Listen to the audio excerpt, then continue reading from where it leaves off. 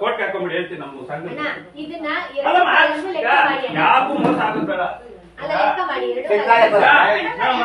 ನಿಮ್ಮ ದುಡ್ಡು ನಮ್ಗೆ ಬೇಡ. ಯಾವುದೇ ಕಾರಣಕ್ಕೂ 100 ರೂಪಾಯಿ ತಿಂದಾಕಲ್ಲ. ಬೇರೆ ಆಗಿ ನಿಮ್ಮ ದುಡ್ಡು ಒಂದು ಬೇಡ. ಕೋರ್ಟ್ ಒಂದು ಹಾಕಿ ಅಲ್ಲೇ ಅದು ಬಡ್ಡಿ ಹಂಗೆ ಮಾಡಿ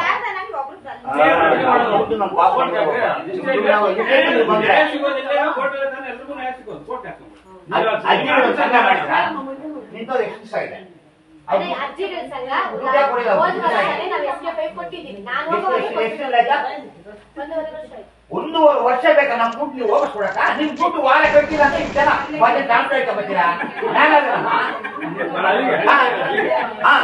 ಒಂದು ವಾರ ಕೊಟ್ಟಿಲ್ಲ ಅಂದ್ರೆ ಇಷ್ಟು ಜನ ಬಂದಿದ್ರಲ್ಲ, ಒಂದೂವರೆ ವರ್ಷ ಆಗಿದೆ ಒಟ್ಟಿಗೆ ಏನ್ ತಿಂದಿರಿ ನೀವು? ಹತ್ತಿರ ದುಡ್ಡು ತಿನ್ನಾಕ್ಬಿಟ್ಟ ನೀವು? ಎರಡು ತಿನ್ನಾಕ್ತಾ ಇರೋದು ನೀವು? ಯಾರು ಕೊಟ್ಟಿಲ್ಲ ನೀವು? 2 ವರ್ಷ ಆಗಿದೆ ಬಂದಿಲ್ಲ. 2 ವರ್ಷಕ್ಕೆ ಏನ್ ಮಾಡ್ತಾ ಇದ್ರೆ?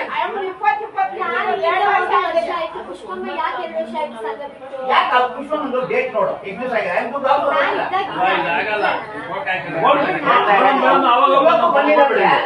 ಒಂದು ವಾರ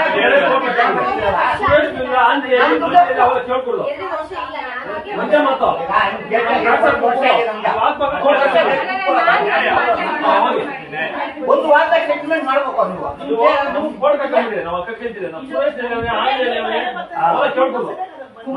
ಅಷ್ಟೇ ಕಟ್ಟಲ್ಲ, ಎಲ್ಲ ಕಟ್ಟಲ್ಲ,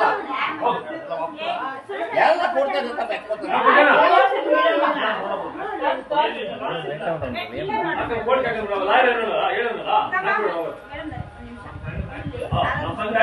ಸಾಲ ಕೊಟ್ಟಿದ್ರಿ, ಬಡ್ಡಿ ಕಟ್ತೀರಿ, LIC ಕಟ್ಟಲ್ಲ, PRK ಕಟ್ಟಲ್ಲ. ನಾವು ಕಟ್ಟೋದು 20-20 ರೂಪಾಯಿ ಎಲ್ಲ ಕೂಡಿ ಜಮಾ ಮಾಡಿ ಇನ್ನಿಷ್ಟು ಕಟ್ಬೇಕು ಅಂತ ಹೇಳಿ